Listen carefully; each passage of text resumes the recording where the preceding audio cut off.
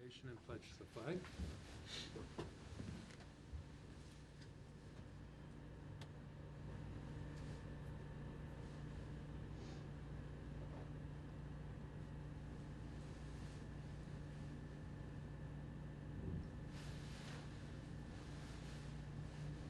Thank you. I pledge allegiance to the flag of the United States of America and to the republic for which it stands, one nation, under God, indivisible, with liberty and justice for all.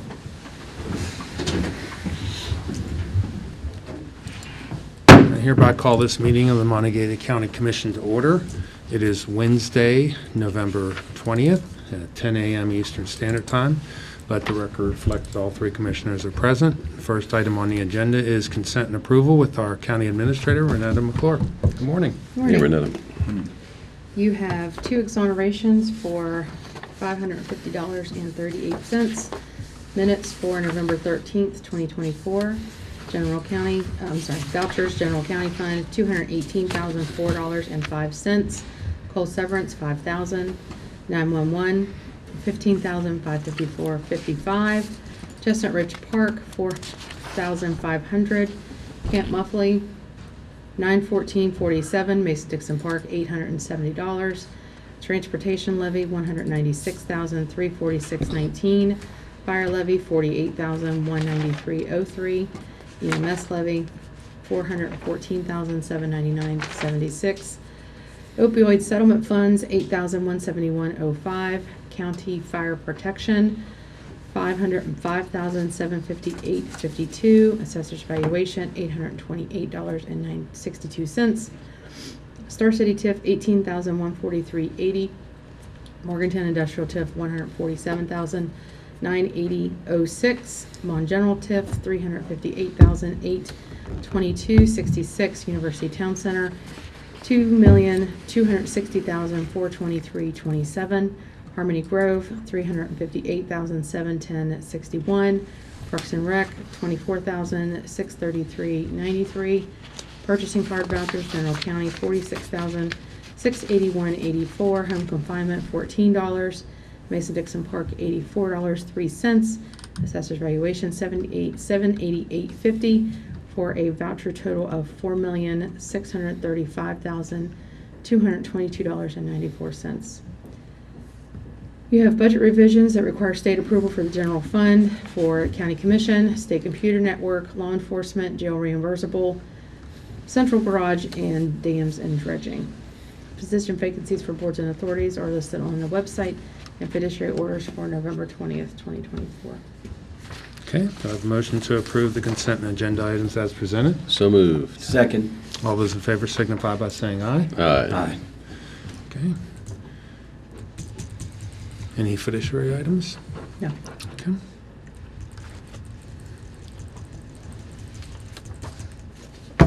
Okay, next item on the agenda is introduction of new employees, personnel changes, Youth Services Center. We have Abigail Sarakowski, Nice I job. believe, part-time relief worker. Today would be her first day, rate of $14.40 per hour. Part-time, not eligible for benefits. Move to approve Abigail Sarakowski as a part-time relief worker as presented. Second. Okay, all those in favor signify by saying aye. Aye. Aye. And we also have CASA for Kids, Caleb Hatch, and he will be the full-time volunteer supervisor for the Preston County branch.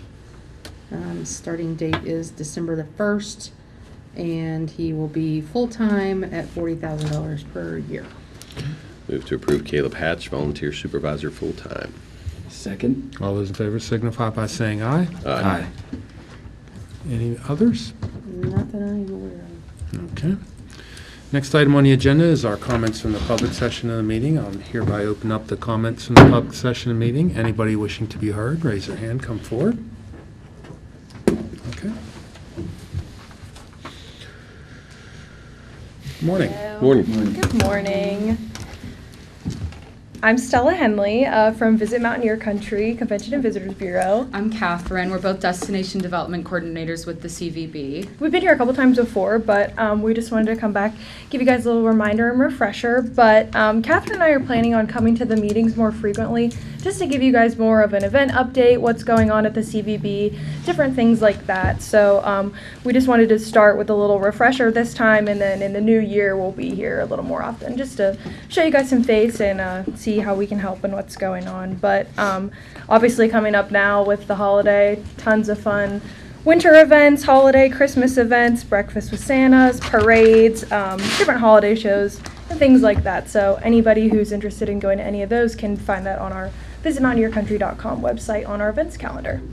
And we are here because I mailed out a copy of this, but we had some updates. Am I able to hand this out? Okay. Certainly. Do you want to hand this out while I talk about this? Sure. So, as you guys all probably know, the Morgantown Municipal Airport announced that their new essential air service is United, operated by SkyWest Airlines. They're offering flights from Morgantown to Washington, D.C., as well as Chicago.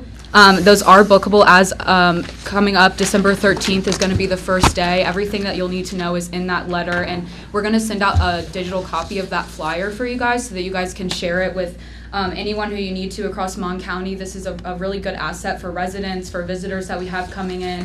It's not going to be the prop planes anymore. There's going to be the big planes that United or that SkyWest offers. So we're really excited to offer business travel and leisure travel here in Morgantown and have such a great asset going into the Morgantown airport. So like, as I said, as of December 13th, those flights are going to be bookable and all the times are listed on that flyer. So we'll make sure that you guys get flyers sent to your email today so that you guys can distribute those as you guys see fit. But we sent those letters out to all the municipalities. We thought that you guys and a couple of other municipalities wanted to come show face and make sure that you guys understand the asset that this is to Mon County, to North Central West Virginia. We're really excited to have them going in. And if you guys have any questions, Susan's email, phone number is at the bottom of that email. She can answer anything. The CVB is working directly with the city and the Morgantown Airport to work on promotions for them and try to see how we can support getting the word out about this new service and the promotions that we send out to visitors as well. So we've been working really closely with Jonathan Vrabel, Kim Haas to get all this done, and we're just really excited to have it. It's a really great asset for our visitors. Any questions about that? I did want to touch base on the Leave No Trace because I saw it in your guys' correspondence agenda later, so I wanted to give like the highlights on that for you guys since we're here. But any questions about the airport, or I'm sure you guys are well informed about all of it. No, certainly, you read my mind, and we welcome you on a regular basis, but I did note that we had the correspondence, so I was going to put you on the spot and ask you to explain what that is, so when we mention it later, people know what we're talking about. Yeah, we love talking about it. Stella and I have been championing this program, actually. Susan, we partnered with, about a year ago, we partnered with the West Virginia Department of Tourism to pilot a program where we're training all fifth graders across Mon, Preston, and Taylor to be youth outdoor stewards. That consists of an hour-long training where Stella and I are going into these classrooms and we're training them for a whole hour on the principles of Leave No Trace, which just teaches them to take care of the outdoors and make sure that we're protecting our environment while we're outside. With those presentations, they're all awarded a certificate at the end of it from Leave No Trace, as well as we purchase lanyards for them and little ethics cards for them to take home. That way they can practice the principles once they get home. But we're really excited because we just got back from Colorado. Actually, we presented the work that we've been doing at the International Conference that they had, or the Global Summit that they had, and we just got awarded a Youth Gold Standard designation through Leave No Trace. So we're now, and it's an internationally recognized program. It's listed on their website, and they sent out a press release as well. So we're really excited to have that designation. And this program is actually being piloted statewide. So other CVBs across the state have adopted this, but we're really proud to say that when we go present this to people, we tell them that Mon County Board of Education was the first one to adopt this and make it a mandatory program. So we're really thankful for Mon County and you guys and the Board of Education for supporting the CVB and championing the projects that we have. We couldn't do it without you guys. And it's been great so far, and it's been very rewarding too, because obviously we always tell the kids, like, West Virginia is beautiful. We have mountains, we have the leaves changing color, everything, so we need to make sure we're doing what we can to keep it, you know, beautiful and safe for years to come for more visitors and for more locals that live here. But it's very rewarding and very fun teaching all the kids, and I think it's been cool. I went to Brookhaven, and we went back to Brookhaven and taught them, so. but it's been a lot of fun. And Yeah, I forgot to say we've trained over 2,000 students now, and we're back in Good. Mon County this year. We're about to do our last school, so Yep. it's been really Great. fun. But that's Okay. all we had for you guys. Thank you, We'll guys. see you guys in a couple of months for some more updates. Thank you. Thank you very much. Thank you. Anyone else? Sure, come on up. Had a tough few days. I have talked to these guys. I got some ideas for them. Mary Ann Foles, 828 Bloody Run Road. I've had a tough couple of days and my hair is showing it. Anyway, topic of the day. I do owe you some updates on my previous topics of the day. But topic of the day today is this is something that came up during my campaign that I think you guys should be aware of. If you're not aware of, hopefully you, well, either way. In the western end of the county, specifically around Miracle Run Road, there is what I would call a land grab. The Hope Gas is putting in a huge power transmission, not power, oil and gas, I guess this is gas, transmission lines through numerous individuals' property. This was taken via eminent domain through the Public Service Commission. And I know some of the residents over there have already got multiple gas lines under their property, which renders their property useless. They cannot build on top of it. They cannot put in, any kind of structure at all. And I've talked to people who want to build, maybe a cabin on their property somewhere else, and they can't do that. So their property values are just plummeting as a result of this. And there was no public hearing. Hope is offering them less than the value of their property, at least what I would consider their property values, compared to gas companies that have come through in the past. They're being offered significantly less than was given in the past. Looking at properties that have sold close to where this is happening, they've sold for significantly more than the value of what's happening out there. So I'm going to keep helping them. I'm going to work with the Public Service Commission. I'm going to work with anybody I can to try to help these guys. I would hope that you would get involved, find out what's going on out there, possibly work with Hope. I just think that, if someone can come along and take these guys' land via eminent domain with really very limited negotiation, they can do it to anyone in the county. And that is not the county that we want to have here. So I'm hoping you guys get involved, join in this to try to make sure these folks are getting a fair deal. Try to, or even, move the line a little bit. It's really unfair that a lot of these folks have multiple lines under their property, so they're not allowed to use it in the future. That's it for today. All right. Thanks. Thank you. Thank you very much. Anyone else? Okay, seeing none, I'll go ahead and close the public comment section. Next item on the agenda is proclamation, National Hospice and Palliative Care Month. Good morning. Good morning. Morning. Good morning. Thank you all for letting me be here. My name is Sydney Stansberry. I work with West Virginia Caring. We're a locally owned and operated nonprofit hospice organization located in West Virginia. So I'm just here to read the proclamation. So whereas hospice and palliative care are holistic, patient, and family-centered, provided by a team approach to treat the body, mind, and spirit. At the heart of all of this is meeting patients and family where they are living with serious life-limiting illnesses. Whereas for more than 41 years, hospice and community-based palliative care providers have helped provide comfort and dignity to millions of people. Whereas hospice and palliative care have empowered people to live as fully as possible, surrounded and supported by family and loved ones, despite life-limiting illnesses. Whereas the interdisciplinary team model at the core of hospice and palliative care provisions involves a holistic approach to treatment, including expert medical care and symptom control, as well as attending to the patient's emotional, spiritual, psychosocial needs, and provides family services like respite care and bereavement counseling. Whereas for over 1.5 million Medicare beneficiaries living with life-limiting illness and their families receive care from the nation's hospice programs through the Medicare hospice benefit every year in the country. Medicare beneficiaries use hospice for 24 months. Nearly $2 billion could be saved by the Medicare program annually. Whereas hospice and palliative care providers encourage all people to learn more about options of care and share their wishes with their family, loved ones, and their healthcare professionals.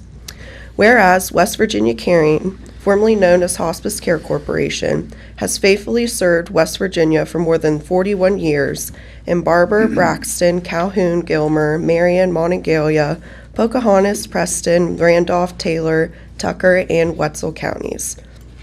Now, therefore, be it resolved that the Monongalia County Commission, by virtue of authority vested in us in the city of Morgantown, West Virginia, do hereby proclaim November 2024 as National Hospice and Palliative Care Month and encourage citizens to increase their understanding and awareness of care at the end of life, discuss the end of life wishes with families, and observe this month with appropriate activities and education. Thank you all again for signing the proclamation, and I appreciate your time.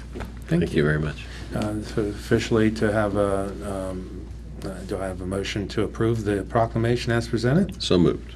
Second. Okay, any further discussion? I'll just state one thing.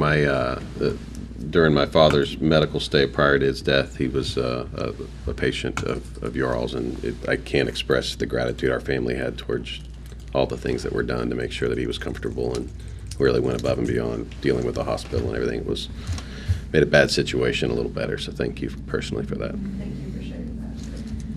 So we have a first and second. All those in favor signify by saying aye. Aye. Okay. Next item on the agenda is grants.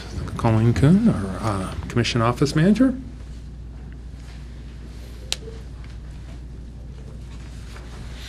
Good morning. Morning.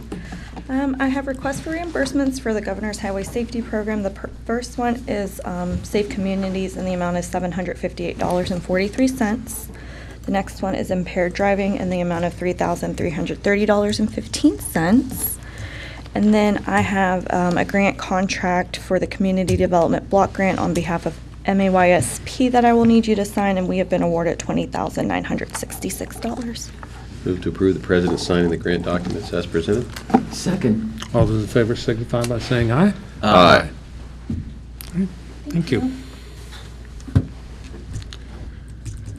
Okay. Next item on the agenda is certification of the 2024 general election results. Was anybody here from the clerk's office to present? I don't see anybody. We do have the certification document. We declared the results last Monday at canvassing, and I'm assuming we haven't received any requests for a recount or anything, so having passed that deadline, the next step would be to certify the results, which is the document we have in front of us. Do I have a motion? So moved to certify the results of the 2024 general election. Second. Okay, any further discussion? Okay, all those in favor signify by saying aye. Aye. Okay, correspondence. Email from Frontier thanking the commission for the letter of support provided for the BEAD application. Yes, this is from Allison Ellis, Senior Vice President of Business Development. She literally just thank you for the letter of support. For self-explanatory. Yeah. Should we write them a letter thanking them for the letter, thanking us for the letter? No. Next item on the agenda is a press release received regarding the Visit Mountaineer Country CVB Youth Outdoor Steward Training Program. Well, they have been very busy this week, so I got that press release regarding that program, and then also she mentioned the change at the Morgantown Municipal Airport. So we also had that one that came in, but it was after the time that the agenda was prepared. So. Okay, so the one's on the agenda, one's not. Yeah. Great. Any other correspondence? Yeah, we got a letter from Governor Justice regarding a second distribution from the state on the County Fire Protection Fund. If you recall, we had received a deposit earlier this year for one portion. This is the second portion of that. It's $211,787. $211,787.88. So we'll get that put into our distribution method and get those checks sent out. Okay. Got one other one. It is a notice of public hearing on sale of land located in Morgantown, West Virginia from the West Virginia University Board of Governors. 4.31 acres. They didn't have any reference to exactly where it was, but I was able to determine that using the parcel viewer. It's the current property where the WVU Police Department is, and then some acreage adjacent to that. Okay. Anyway, so they're having a public hearing on Tuesday, November 26th at 3 p.m. at Marina Tower, if anybody is interested. That is all. Is that it? Great. Any other correspondence? No, sir. Okay. Unfinished business, we have none, well, and then new business. The new business item is really unfinished from last week because we tabled it. Oh, yeah, kind of. So, but anyhow, to consider the adoption by the County Commission of a resolution and order which would authorize the execution and delivery of a 10th supplemental indenture of trust between the County Commission and West Banco, Inc., the trustee, for the purpose of extending the tranche release deadline set forth in the 8th supplemental indenture of trust between the County Commission and the trustee, pursuant to which the County Commission issued its subordinate Special District Excise Tax Revenue and Improvement Bond Series 2023A, that being the University Town Center Economic Opportunity Development District, and subordinate Special District Excise Tax Convertible Capital Appreciation Revenue Refunding and Improvement Bonds, Series 2023B, which is University Town Center Economic Opportunity Development District. What is the will of the commission? We have our attorney here. Do we want to? Yeah, probably like to hear explain from Mr. Amon let to him- see what he has to say about it. Good morning. Tom Amon with Steptoe and Johnson, and we're, of course, bond counsel for the Mon County Commission with respect to the Westridge project and related special district financing. So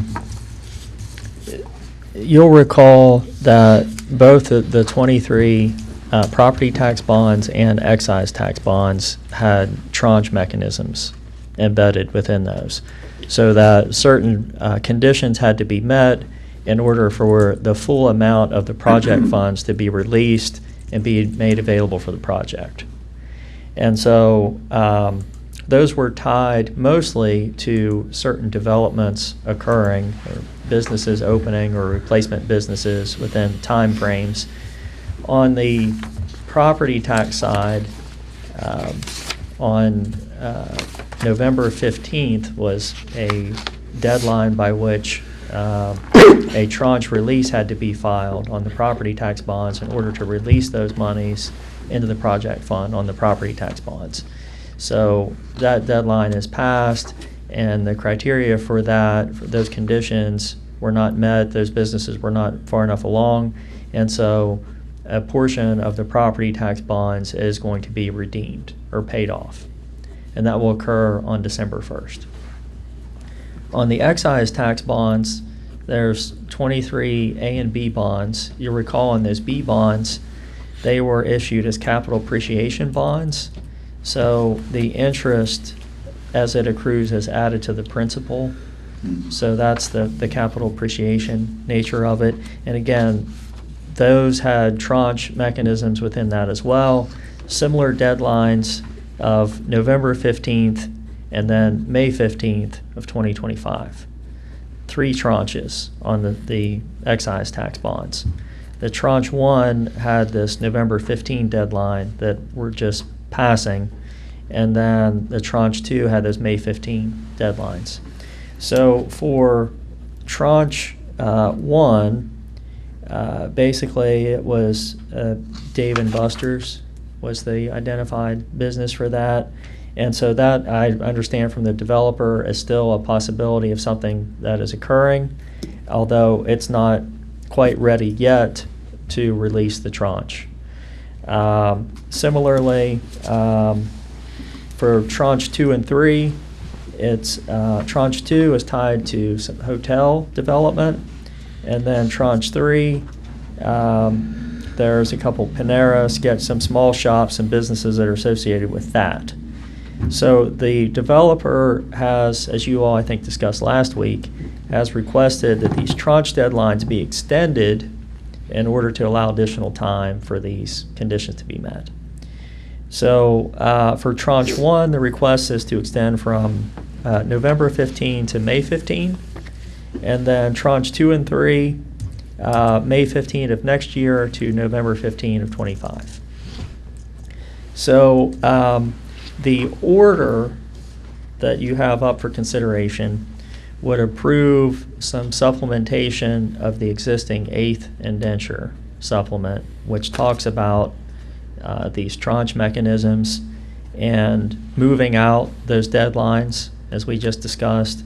And if those tranches are not released at those times, then similar to what's happening now in the property tax bonds, monies would be used to redeem and pay down those sales tax bonds.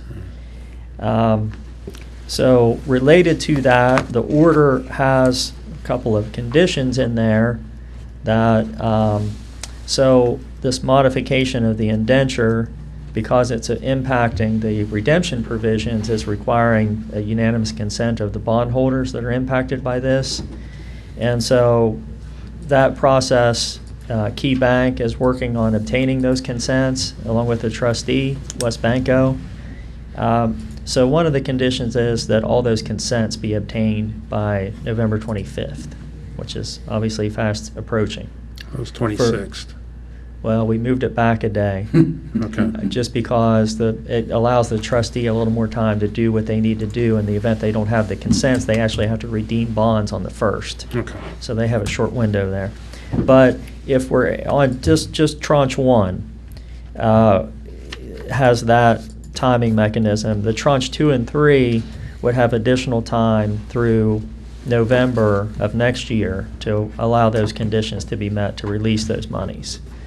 The other condition is that because the deadlines are being extended, there's additional interest that will accrue on the bonds because the redemption is not presently occurring.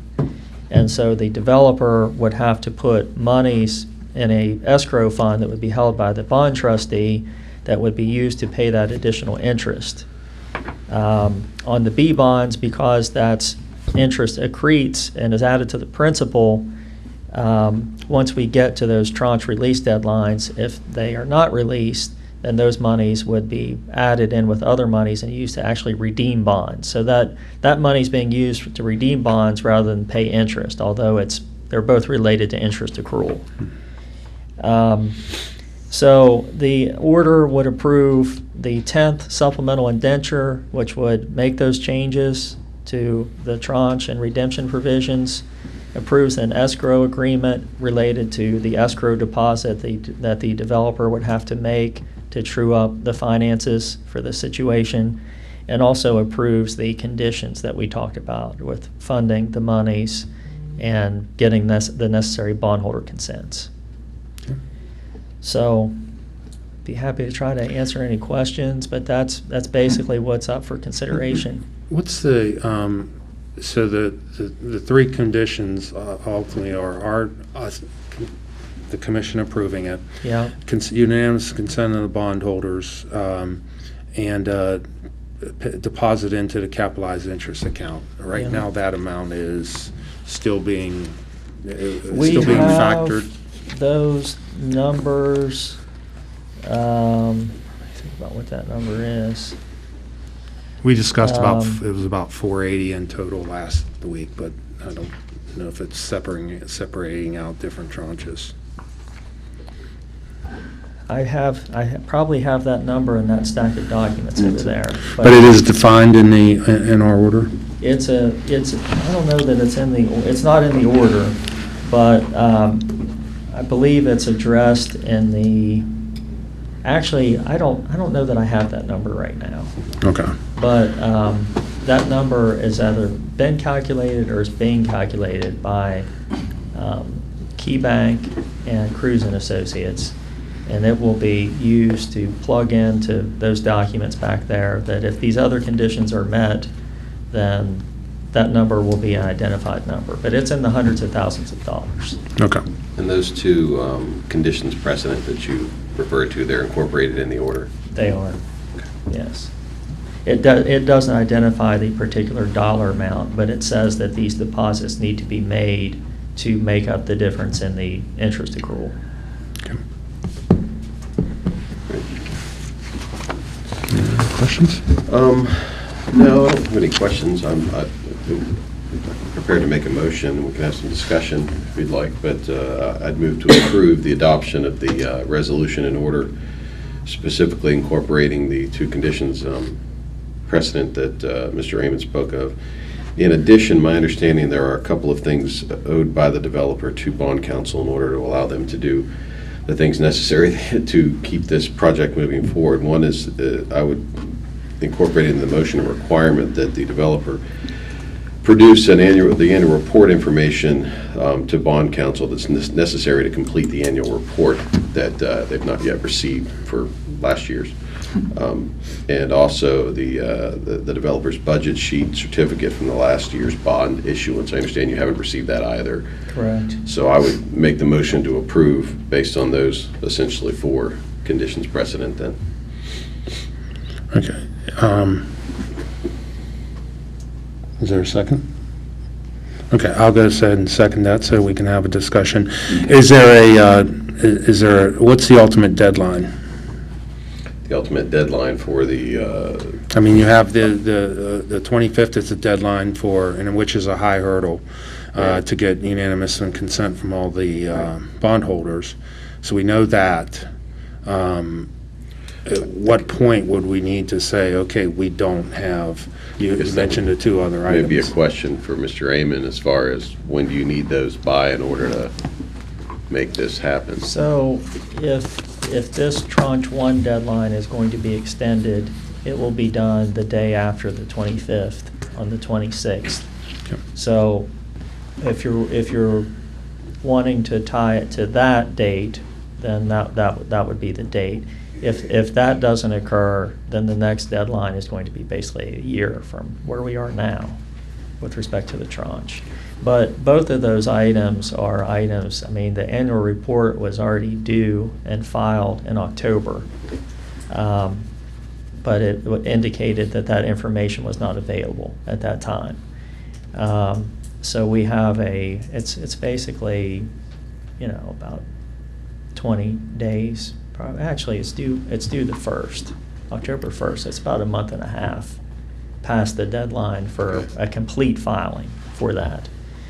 And then as far as the other document, I mean, those bonds closed last year, and that information has been outstanding since last year. In order to tie it to this resolution, in order to accomplish what the developer wants to have accomplished here, what date do you need? Probably by the 25th. The 25th of Probably the November. 25th, yeah. Okay. And I would incorporate that as being a requirement by us to approve this resolution in order. I would also say that if for some reason the developer is not able to do that, by having it be an additional condition, you won't be able to walk that back in time for, I mean, that you're not going to be able to extend the tranche deadline if he's not able to deliver within that time frame. Just so you guys understand that would be the effect. Was there a particular reason presented to you as bond counsel as to why those numbers weren't available or those reports weren't available at the time you needed them? No. So there conceivably would be no reason that you're aware of that would prohibit the developer from producing those documents? I think that would be accurate. Okay.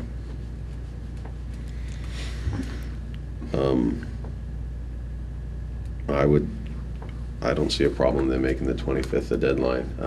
This is something that needs to be done to be in compliance with the prior issuance and with the annual report, so. It was a fairly long motion, and then you added a condition that's not in the motion, so. Okay. Could you, Restate? yeah, or, just start over. Sure. I cancel your original motion Okay, and you revoke your second. But it was That's fine. second, we seconded it, so as far as your original motion, Okay. how's this? I would move that we adopt the resolution in order as presented. But just to be, we have a first and a second, so let's take a vote. Oh, to revoke that, And to rescind the original motion. I'd move to rescind the original motion. Okay, and I will second that. All those in favor signify by saying aye. Aye. Okay, I'll start Now, fresh. I would move that we adopt the resolution in order as presented on the agenda with the conditions incorporated from the, that are already in the order. In addition to setting a deadline of November 25th for the developer to present to bond counsel the annual report information necessary for said council to complete the annual report. And also, the second condition added to that is that the developer present to the bond council the budget sheet certificate that's to be attached to last year's bond issuance. Project budget. I'll second that. Okay. Any further discussion? To be very honest, I still don't know how I'm going to vote on this until we actually make the vote. I appreciate the county commissioners' due diligence in getting clarification, and I want to clear that it was Key Banks and Cruz was involved with you all too, because we're trying to clarify all this. I am concerned in the one area of delinquent taxes that haven't been paid. Now, we have a commitment that states that, the end of January, there will be those payments made. The problem is accountability, and we're trying to do everything we can to make sure that we move this forward, at the same time, make the developer accountable. And there was one other bit of information that I requested that we have not received, and that was about moving forward on the building that's 90% completed, and that we would make sure that there would be the permits to move forward on that. And to this date, we've not received that information, have we yet?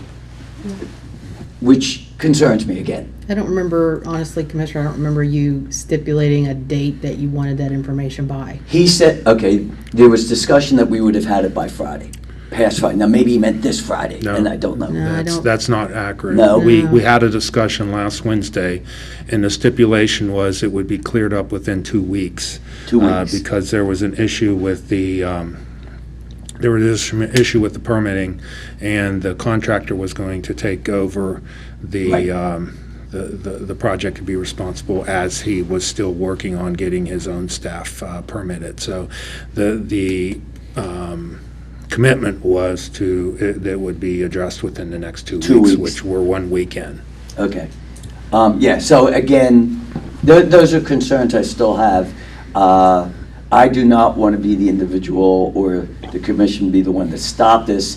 I think we're trying to do everything possible to move forward and be accountable for the citizens and the taxpayers. So that's where I'm at right now. To me, it's about moving the development forward. Yeah. There's a stopgap. If the developer doesn't do what he has to do, then the TIF is protected by the very nature of the TIF and the paying down the bonds rather than paying that money to the developer to release it in that tranche. So my understanding is it's not going to hurt the TIF long run if the developer doesn't, other than the development itself. But as far as Right. our contractual obligations to the bondholders, they would still be met even in the event that these precedents aren't met. So I think it's necessary to keep the development going forward and just keep bringing in these businesses and jobs there too. So Certainly. And for you that were here at last meeting, we went in executive session. We spent over 2 hours in executive session talking about all these items. Yes. A lot we can't discuss here in regards to specific projects and other commitments we have that so far are still not in jeopardy of being defaulted on. And by my count, we had about 8 different things that we wanted to be addressed.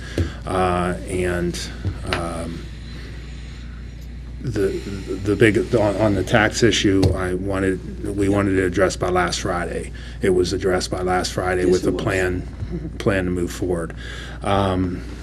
Obviously, we all understood the conditions that would need to be done for this order to be passed, but we also talked about a number of other commitments of the developer to the county, to the district, and we got an update on all those. And though not everything is moving forward as we would like, but there's reasonable explanations as to why, or they are moving forward, and we just wanted to be reaffirmed that we were going to make sure that the developer was a partner in all those projects. So from my standpoint, I left that discussion satisfied that we had made our voices known and we were moving in the right direction as to all the things that needed to be addressed. I'm perfectly fine with your motion and the things that we're putting an absolute timeline on, but I also want to be fair and also mention the other things that we discussed. And again, development is a tough business, and things don't always go as you expect. And there can always be a lot more communication than there has been, but I think we've made our point in addressing that. And from my own personal standpoint, I'm fine with moving forward with this extension under those conditions. So, so we have a first and anything else? We have a first and second. All those in favor signify by saying aye. Aye. Aye. I do have some documents for you to sign. Okay. Okay, we'll be, So we don't have to come, if this all does come together, Mhm. we'll have the signatures that are necessary to move forward. That is Great. perfectly fine, Tom. Thank Thanks, you. Tom. thank you, Tom, for the explanation, too.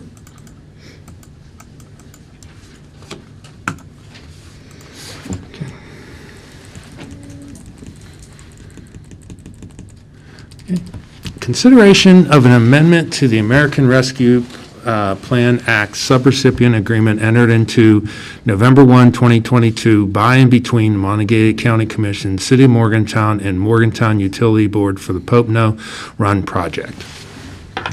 This would extend the project completion time to August 30th of 2020. I'm sorry, it's not the project, it's the fully expend the dollars. Right. By August 30th of 2025.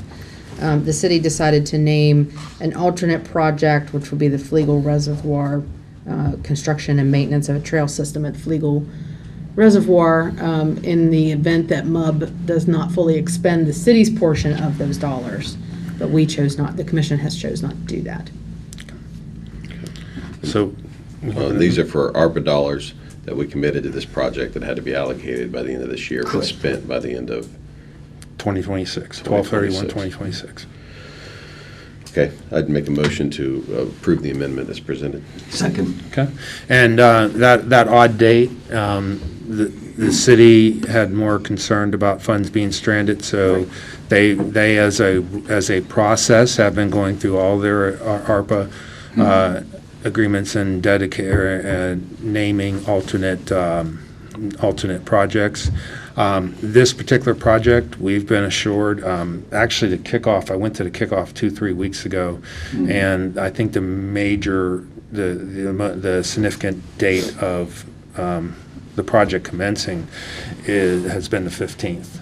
So it is moving forward. People in that area should start should have seen for the past couple of weeks, some equipment being mobilized, trees being marked, or stakes, all that stuff. So the project is moving forward, and we've been assured by management that the 8/30 deadline for the project completion probably isn't an issue. But we've also instructed them to spend ARPA dollars first. So we're ensuring that none of our dollars will be stranded. So we have a first and a second. All those in favor signify by saying aye. Aye.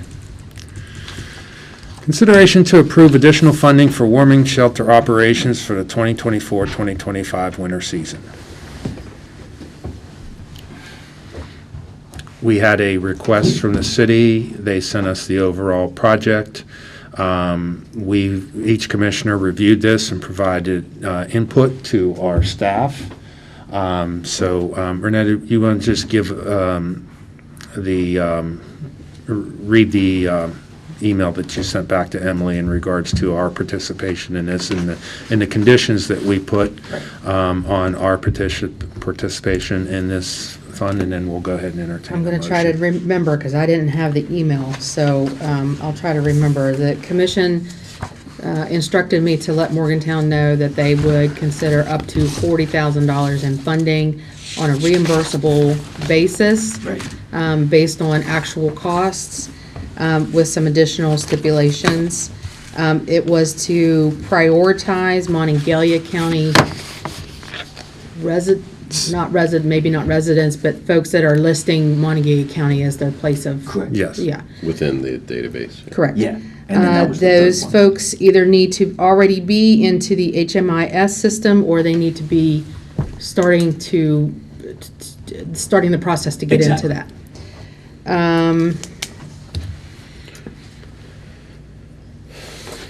Trying to remember. The other Those- one was just to make sure that if they were to apply for funds in the future, they would go Oh, through they our had process. to use our normal grant Our process. normal grant If process. Catholic Charities Yes. wants to participate in the warming shelter again, they need to utilize their regular grant system, or regular grant process. Yeah, and I apologize for putting you on the spot. Then the last thing was it was a reimbursable basis. Yes. Yeah, Oh, she I said think I that, said yeah, that. she at the did. beginning. Indirectly said that. Okay. Okay. Right. So, the original overall budget was $80,000, and we agreed to participate up to 40, not to exceed Well, 40,000. Let me, It was 90. I'll just The original correct was that. It's 90. actually $87,258.60 was the actual request from Catholic Charities for the proposal that they submitted. Yes. Amount requested, but they also have in that same letter, the total suggested funding level is 80,000, so. That's because that's what Morgantown had available, and that's Okay. what you all said that you would be. Okay. We already have 10,000 budgeted. Okay. You said you'd be willing to match the city's contribution up to 40. Right. Okay, so if we have a motion, and then we can have some further discussion. I'll move to approve the additional funding for the warming shelter for 2024-2025 winter season. Second. Okay, further discussion, Commissioner Bloom? Yeah, first, I really appreciate the county commissioners working on this and coming up with the following conditions. I'm also pleased to see the way the letter is written by Emily Mazzarelli, Assistant City Manager, that they also agree that it says here, priority for utilization of the shelter must be given to unsheltered individuals that are from Monongalia County. My concern, as I had stated earlier, and it's becoming increasing with 8 cities now passing the ordinance very similar to the encampment ordinances. Only one of them, I believe, has a shelter, and they're sending them our way. And I have a real concern where the spaces are being taken up by individuals and our funds are being used not for our county residents. And I believe, and I'm looking forward to seeing their procedure and policy, how they are planning to keep beds open for our county residents. At the same time, I am concerned, though, that they are planning to run this program every day, 8 p.m. to 8 a.m. from December 15th, March 15th, no matter how the weather is. And I have some concerns about that, because if no one's using it and it's 60 degrees outside, are we just paying them for another person, and are we setting ourselves up for a disaster? I don't know that, but we won't know that till we try it 1 year with them doing it. And so I believe there, again, we have put some conditions to try and monitor. We look forward to knowing the numbers each day of who is staying there and how we can improve this for the following years to come. So the concerns are still there, but many of them are being addressed, and I want to thank the commissioners for moving forward on this.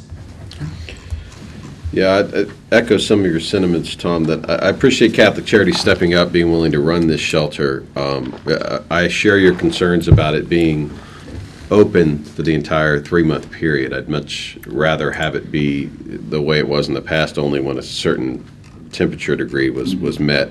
However, we've been educated in that it's nearly impossible to staff and to run a shelter like that on an ad hoc basis, to just, you never know when the weather's going to change, and then to be able to mobilize the help you need within a very short period of time is a practical impossibility. It's very difficult to do. So while we'd like it to be the other way, ideally, we understand why it has to be this way. And we've indicated and shown in the past we want to be good partners with these emergency shelters. However, each year it seems to come right up into the date and saying, well, if you don't if you don't jump in and fund this, there's not going to be a shelter, and it's on you, pretty much. So I would hope that by us requiring that if Catholic Charities or any other group wants to run an emergency shelter next year, that they will include that in our grant process, a request, and that we can vet that earlier and have a plan set forth prior to last minute, as far as going forward with that. But we'll see what happens there. But as Commissioner Arnett and Commissioner Bloom mentioned, this is something where until we go down that road, we really do want to make sure, we want to at least relay our concerns that we're as efficient as possible and not just wasting money. I know this is probably one of those things that there's just a certain amount of readiness cost that's inherent, and it's part of the part of the process. But we would like to make sure that all efforts are made to to save both the city and the county these funds as much as possible. I know that, even with, there's a lot of things like the condition to be a Mon County resident. We're certainly don't expect anybody to get turned away. There's just there is a real concern that, this community is so charitable and so giving that we become a beacon, to other communities to send for people to come here. And that's, we certainly can't and won't want to turn anybody away. But we're kind of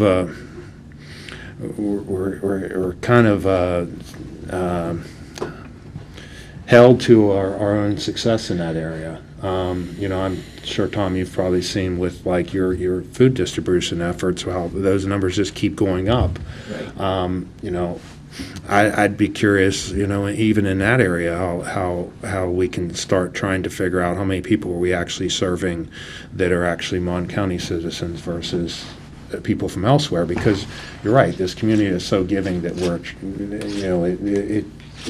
there is a concern about making our problem worse just because we're proactively addressing some of these issues. So, if I could just add, this past weekend we, a city council member and I had a young lady who had a child who, for whatever reason, was homeless, and we tried to get him in, and the beds were full, and it concerned him when 75% of the beds are by out-of-county or state residents. And here's someone who has paid her taxes for 60 years and a resident, and we couldn't get her in. So that's so you see both sides, and that's a concern that hopefully they can come up with some sort of a program to help work through this. Yeah. And I guess that goes back to the old saying, don't let the perfect be the enemy of the good. Yes. Where, we have to we have to do something. We have to make sure that, we don't have our citizens freezing. We have a storm coming up maybe this week. Right.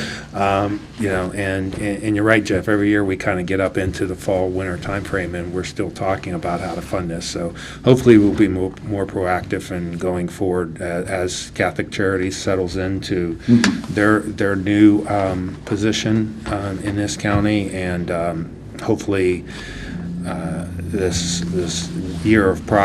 year will inform some decisions about future operations. So, we have a first and a second. All those in favor signify by saying aye. Aye. Aye. Okay. Consideration of approval to engage Ballard Spar LLP to provide legal services in connection with the proposed changes to existing indentures and supplements thereto for the County Commission of Monongalia County Subordinate Special District Excise Tax Revenue and Improvement Bonds, Series 2023A, University Town Center Economic Opportunity Development District, and Subordinate Special District Excise Tax Convertible Capital Appreciation Revenue Refunding and Improvement Bonds, Series 2023B, University Town Center Economic Opportunity Development District. It's a lot. Yeah. Move to approve engaging Ballard Spar to provide these legal services. Second. Okay, and this is specifically for some of the legal services of Fred Williams, who we've utilized in the past, rather than reinvent the wheel and creating a huge learning curve for anybody else, which I don't even think we could ever accomplish or overcome. That's the purpose of this engagement agreement. So we have a first and a second. All those in favor signify by saying aye. Aye. Aye. Okay. Consideration of request to revise the project budget from the opioid settlement grant for the Morgantown Area Youth Services Project. You all had originally approved $60,000 for MAYSP, but it was for fiscal year '25, starting in July. They weren't able to hire anybody for the position that they were proposing until like 2 weeks ago. So what they want to do is take the funding that would have been used from July till October, through October, to supplement somebody they already have on staff, so that they can fully utilize the entire grant instead of just a portion of that. So they've slightly adjusted the skill mix to accomplish that. Sure. Yeah. Move to approve the request to revise the budget for MESAP. I can't respond. Okay, I will second that. All those in favor signify by saying aye. Aye. And I abstain, And Mr. because I'm on the board. Because he's on the board. Yep. Okay. Okay. Any other new items? Okay. Reports from elected officials and/or department supervisors? Okay, seeing none. Reports from county commissioners. Jeff? A couple little things. First, I received a very nice sympathy card from the assessor's office upstairs regarding the loss of my father, and I greatly appreciate the care and the kindness that went into filling out that card. Secondly, Commissioner Sikora and I attended the Volunteer Fire Department meeting last night. We regularly attend these, but we specifically went last night to address some of the concerns that have been raised in this chamber regarding the Fire Protection Fund money and specifically the contingency account that we set up therein. And we had a very, I feel, productive conversation with those folks, and I think we've come to an understanding that we're all on the same page going forward with how that's going to work, and I think it's going to be a good thing. And that's it. That's all I got. Okay. Two quick things. Yesterday, I attended the Visit Mountaineer Country CVB program, and I do want to bring up three things that are going to happen next year that are really exciting. Of course, we have the Mountain East Conference track meet that they're going to be having here. The second is the big one. It's the America's Cup that we are working on to try and finalize, which would be an international swimming competition, diving competition. And the third one, which has made its rounds and is coming here, is the International Geocaching program that is like what says international, is huge, and they're already starting to book the hotel room, so it's something we're all excited about. The other thing is, attended a program by the Risk Pool concerning several issues that were important to our community, and especially the First Amendment Advocates Rules, which was very interesting to me. So, that's it. All right, thank you very much. Thank you very much, Tom. Since our last meeting, sorry, I lost my place here. Last Thursday was our Development Authority meeting. There was a red team meeting, but I was due to other commitments, I wasn't able to participate in that. Friday, we had staff reports, and our local broadband team met. Yesterday, the administrator and I had our 2-week call with HR. There are a lot of people I'm not sure a lot of people know that the whole FLSA requirements that were coming down got thrown out.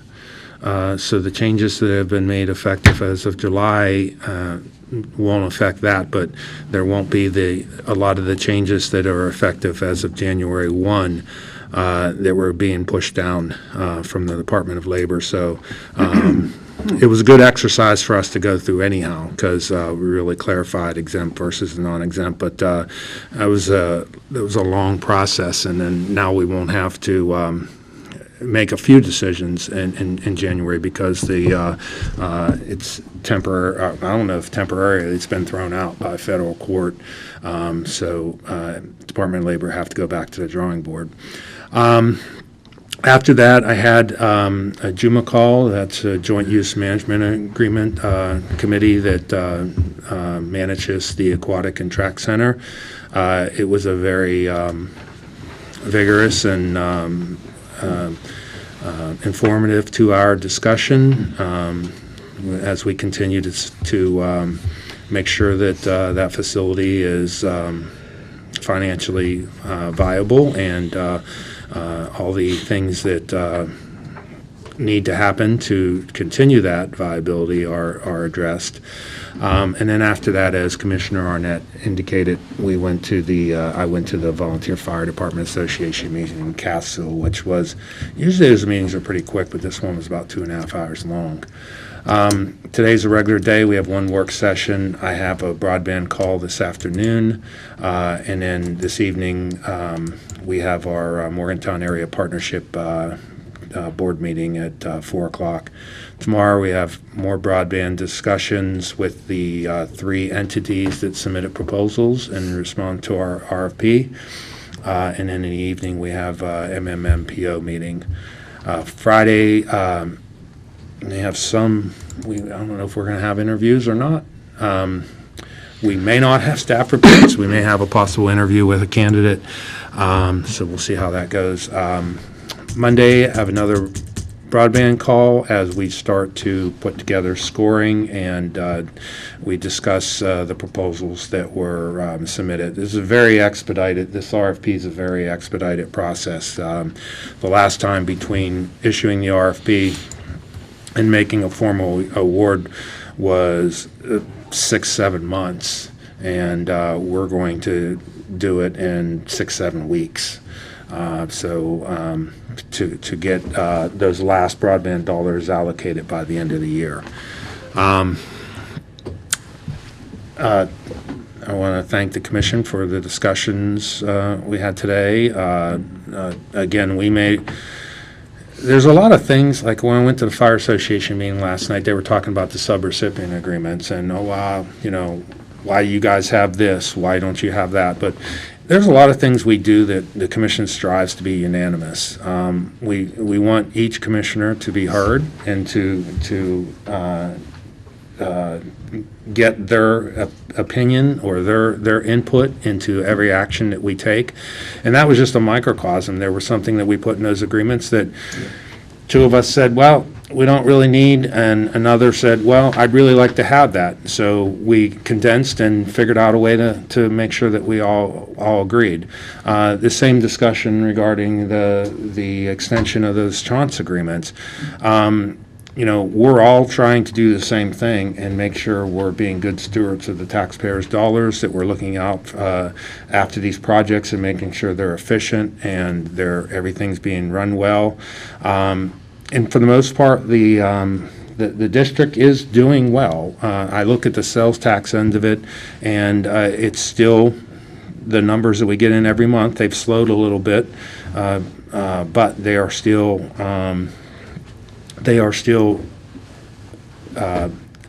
eclipsing the previous years and the previous months.